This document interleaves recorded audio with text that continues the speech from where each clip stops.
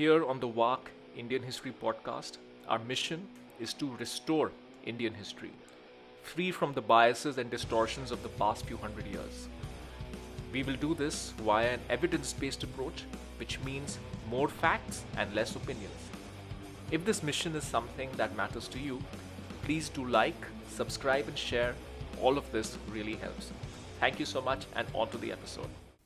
There were Portuguese mathematicians such as Pedro Nunes. Pedro Nunes, his name is very important in this because he did a lot of stuff. He had a direct route to Calicut, which is in Kerala. The first batch of trained Jesuit missionaries arrived in 1578 in Calicut, and these were trained mathematicians. So who were these? I'll give you some names which are very important. Matteo Ricci, Johann Schreck, Antonio Rubino, and there is the existence of letters which were sent by these people from India to Rome. There was a Collegio Romana. So this place was a center of studying, etc. for the Catholic Church. So there is a lot of to and fro. There are a lot of letters, especially the letters of Matteo Ricci are very much available today to read, where he says that I have come here to look for a learned Brahmin who can teach me mathematics. I am paraphrasing. He, of course, wrote in a different language and in a much more long-winded way, but I am paraphrasing. So they were looking for this information. Then there was a person who was a kind of center of dissemination. He was a mathematician who was a monk. His name was Marin Mersenne. So Marin Mersenne then would disseminate this through his correspondence and through his discussions with all different other people who were in the same area, same intellectual area. He would disseminate all this information. So now you can see that the path of dissemination is clear.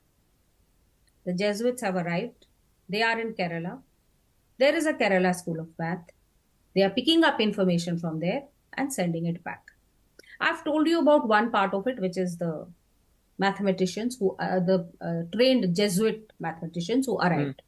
Now, the other part is, of course, the Kerala School. So what is this Kerala School of Astronomy, or what is this Kerala School of Math? So it is actually, it is called the Kerala School of Mathematics as well as Astronomy. And the most famous figure in this is Madhavacharya. Again, I will let me show you a little picture. And this, we can put this later. These are the names of some important people. I will tell you the names of other important people too. So I am hoping that this will be a little visible. If it's not, we shall see it again. You can put it. And we can roughly say that Madhav Science series was kind of incorporated, taken over, copied, cheated, I don't know what word you want to use, by Newton. Newton claimed it as his own. Then there was also another one, remember, Leibniz? So Leibniz, yes, similar timing. So Leibniz took it from what we found in the Yukti Deepika, which is a Malayalam composition of Nilkant Somayaji. It's not in Sanskrit, it's in Malayalam. So why do we think Leibniz took it from here? Because when he wrote it, they gave no explanation of, this was how I was thinking, this is what I have based it on, and this is what was my whole mental, what can I say? But the mental process, or the mathematical process, I should say, through which I arrived at this. It was like a sudden pop-up. Where did it come from? And remember, like I said the last time, at this point of time, by the 15th century, they had just barely accepted the decimal place value system and zero. They were struggling with fractions. So the jump is just kind of amazing. What happened? From where did they get it? The most suspicious part is that it existed already earlier in Kerala. And in Kerala, we can be a little more certain of the dates. Otherwise, if you go back 1,000, 2,000 years, you can't say this happened 1 year before this or 2 years before this. Here we can be certain because these mathematicians dated themselves, their birth time and when they were writing these compositions. And if we can just hark back to one other podcast that we had done, remember the Kali Yuga timing that I was talking to you about? That Kali Yuga starts at Yes, yes. 3106. So these mathematicians use that Kali time. They date themselves using that Kali time. So we know the exact date. So he has dated himself 10 years before Leibniz, 10 years before Newton. We know that there are people over there who are sending information back because we have those letters, that correspondence, we have all of that. We know the situation of European mathematics at that time when they were floundering around and not able to do things and looking for how to efficiently navigate, looking for how to efficiently make the calendar. When you put all these things together, and remember those exact three things I was talking about, not principles of Indian historiography, but Western historiography: chronology, communication route, identification of methodological similarities.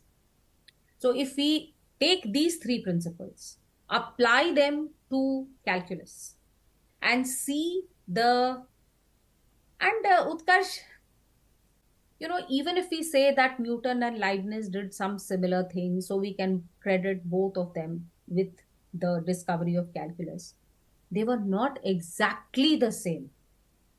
Whereas, if you see Madhav's science series and Newton's, they are exactly the same.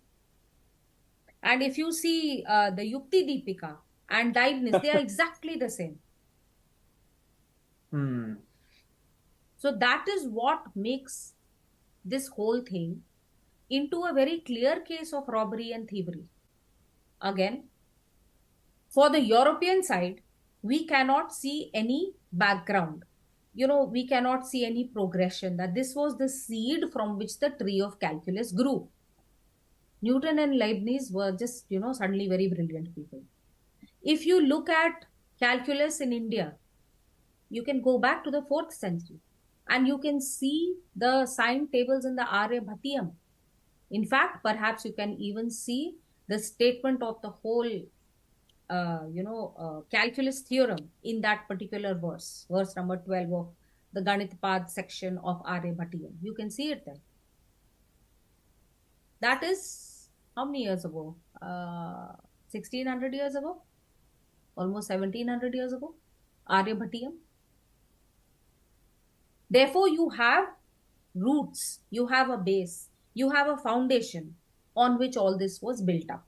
That foundation does not exist in European mathematics. To be fair, Utkarsh, it may not be there in mainstream narrative today or popular culture, or not even in that den of iniquity which is called Wikipedia. But mathematical historians are coming around to this view, and you will find a few of them who have written very well on all these things. So it's something which is slowly, the truth is coming out, and perhaps there are people who are ready to accept the truth now, because the high noon of colonization is gone. And the high power of colonization is also gone. The power of the church is also gone. So a lot of the things which had to be hidden don't need to be hidden anymore. So a lot of the structures that kept these lies in place are falling off. Therefore, a little bit of the truth is emerging.